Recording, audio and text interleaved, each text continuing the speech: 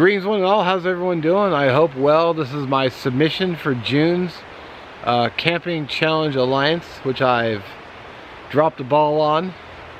Well, not just dropped the ball, but I did that move where you drop the ball and then when you go down to get it, you end up kicking it. And I did it over and over and over. I do apologize. Anyway, so this is, now let me explain something. This is one of my, let's turn the camera so there'll be a little bit of movement. This is one of my filming locations. When I say filming location, I got the nice fire pit. I've shot videos here before. I did a couple of my, I did some of the Right on Trek meal. I did the broccoli stroganoff here, which was good. I did that here. I did a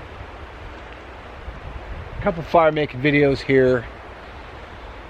What else have I done? I've done like a good dozen videos here. I've shot lunch here a few times. I think I did their mac and cheese. No, I think I did it. I either did their mac and cheese or I did that at the park. I forget. But this is one of my filming locations. I don't have a backyard at my condo. I have a back porch, but there's a fence line like really behind me, and I got people living upstairs, two people both upstairs and below stairs next to me. But also, once the camera gets turned on, it also signals to the world, hey, let's all make noise, talk, run the lawnmower, run the weed eater, walk your dog, which is gonna bark his head off. Kids are gonna start screaming. I don't know how it is that they all suddenly just instantly know, let's all make a ton of noise. And just because Mark's got the camera on, it's go time. I don't know how everyone just simply knows. I've literally gone out and waited. I sat out on my porch and waited a solid half hour because I was gonna do a Fired Up Friday. I was actually just sitting there cutting some fat wood up. And I was taking my sweet time because I wasn't in a hurry. I'm just, you know, slicing away and getting all the feathers getting all the feathers going, got a little scrapings. Like, all right, turn the camera on, and then everything just, the volume goes from 2 to 12 in a matter of seconds. I turn off the camera, I wait for everyone to quiet down, and then as soon as I was ready, it's like, all right, everything's settled down again. Hit record, starts the weed eater. It's like, oh man. So I waited again. I think I just ended up running, I think I finally got like a window of quiet where they were maybe all the way around the building. So I was able to get the fire started and do my Fatwood Friday, which I haven't done in a long time. But I know, Fired Up Friday, I think it was, because I was doing other things besides Fatwood. So I come out to the woods. But the bonus is I can make campfires. That's what I'm gonna do today. We'll make a nice little fire. I'm gonna make some lunch, which I realized I forgot parts of it. And before I go, I'm gonna cross over where pretty much I camped all of last year over there, which is not far from here. And I should camp here sometime. One of those camps I really haven't named yet. I usually name my camps. Like I have Forest Camp, I have what's the other one? I have Elk Camp. I don't remember the names of the other ones. I haven't been to some of them in a while. I got to camp over by the lean-to, which actually is down the road and on the other side of the freeway. Highway. It's a 2-lane freeway. Well, either way. I've got that one over there. I got 3 over there. I did a video on why I have so many camps. Because I like, you know, versatility. And I like being able to go to different places. So before I leave, I'll go over to the other one. I don't think I named that one either, but I've done a lot of camp. Basically all last year I camped there. I found a great spot for my hammock. So I might just show you this one spot. Right here would be a good spot for some kind of tarp shelter, because I've got, even though this tree looks dead, it's got some offshoots that are green. But I think it should be fine to hold a tarp. But it should be big enough because, well, as I pointed out before, you know, this is how tall you are, so I won't be put off by the shortness. head would have to be here, so my feet would go downhill, so you don't wake up with a headache. I got a big ass pile of elk poo that they probably figured I was gonna sleep here at some point, so it's just like, I'm gonna empty my bowels right here. So I'd have to scoop all that out of the way. But I should have a really nice canvas tarp. I haven't used in a long time because it's no longer made. I think that'd be a great spot for a canvas tarp. I just need to bring it out and I just need to do it sometime. Just come out and do the overnighter. And as you can see, I have a plethora or a great abundance of firewood. Firewood for days. I mean, literally.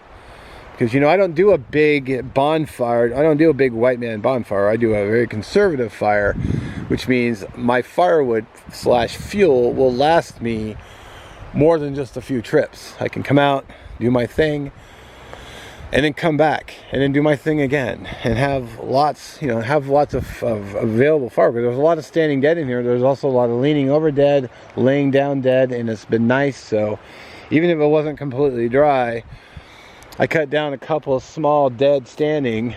I get my fire going. I stack the wet stuff around, and it'll dry fairly quickly, or just get it out in the sunshine. Which, I've got a big clearing above me. I don't know if the camera will get that, but right above me I have a big clearing. So during midday, I'm gonna get a ton of sunshine down here, which does make it a little bit difficult to film. But I've got lots of firewood.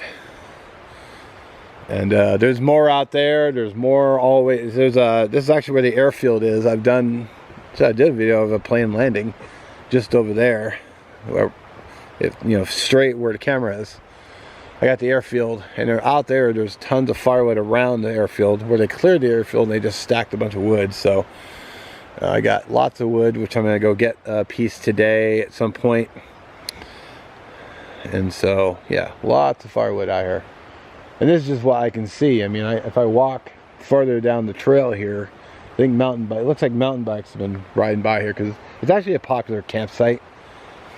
Which is one of the reasons I haven't actually camped here much, because it's got a lot of people here. But then again, like I've said before in other videos, if I got hurt, I can walk down to the next camp and seek help.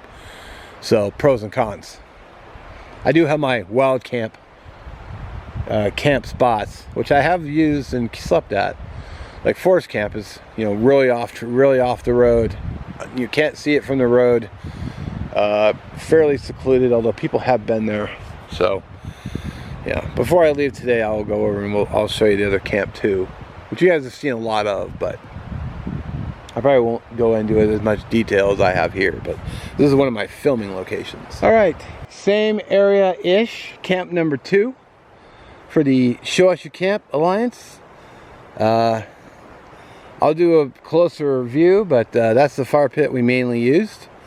The only thing that we left here was fire pits and some firewood. We picked up all of our bottles and cans, because we were out here with BB guns, plinking at cans. And you see any cans or targets stuck up? Nope, we cleaned it all up after ourselves, the way it should be. And I'm actually quite happy to report there's no trash here. So let me give you the grand tour real quick. All right, so I got the more portable Nikon in hand.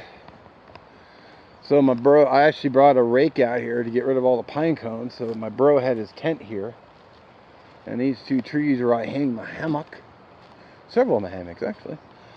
So I cleaned all this up with a rake, which I'm glad to say is still clean. So I use this tree for one side of my hammock. Appreciate that tree. Use this other tree. Oh, there's somebody's camp over there. Hope he's not calling his very aggressive dog, because that would be awkward. I don't see a canine.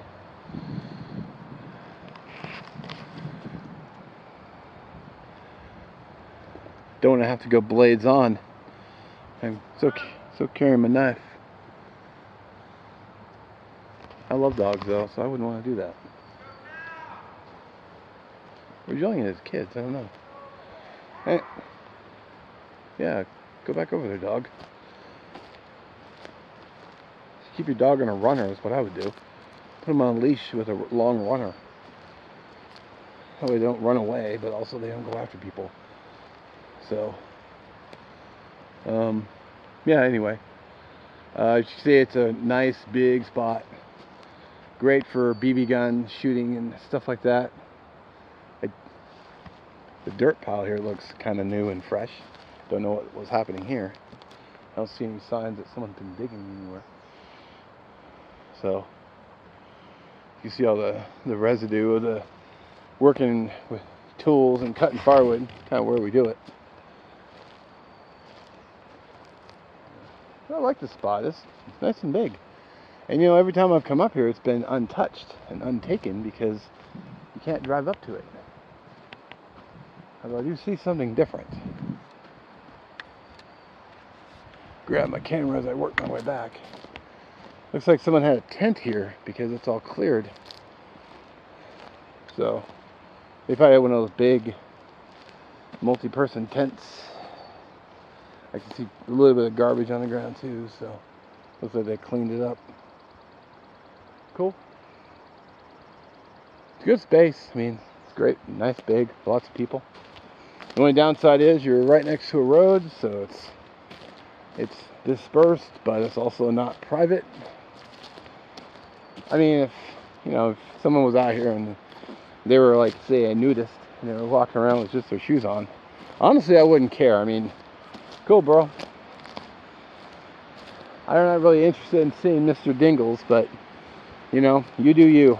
I'm not here to judge. I'm just here to camp. So,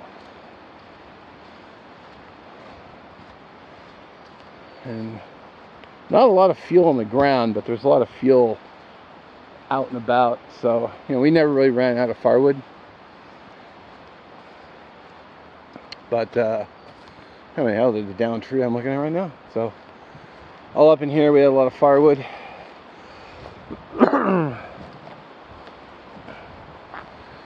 Nice. You hear the river? You can probably even see it, maybe. I should probably go down there. Someone's probably saying, "Go down there." All right, let's go down. All right, so there's the water. It's still milky because this water here is direct runoff from Mount Rainier.